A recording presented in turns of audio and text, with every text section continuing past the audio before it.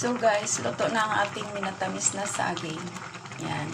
Ito yung sinasabi ko sa inyo na pabayaan nyo lang hanggang maging thick ang sauce. Ayan guys, oh. Kasi gagamitin mo yan pag kinain. Halimbawa, kukuha ka ng isa dyan.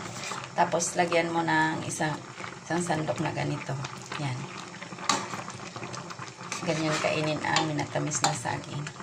Medyo dark yung sauce niya kasi gumamit tayo ng pangalawa sa unang piga ng asukal. First piga ng asukal yung dark brown. Ito yung sumunod. Susunod dyan yung washed. Then, fourth yung overwashed. At saka fifth yung refined sugar na white.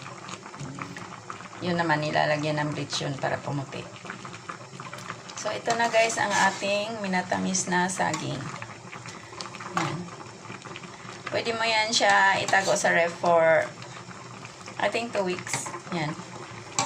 I-freeze mo, pwede rin naman. Yan. Pero pag sa open lang, mga 3 days siguro abot. Kasi ang sugar naman ay isang preservative. So, after 3 days, tapon mo na. Kasi maasim na yan. So, yan guys. Thank you so much for watching. Yan. Ang ating minatamis na saging.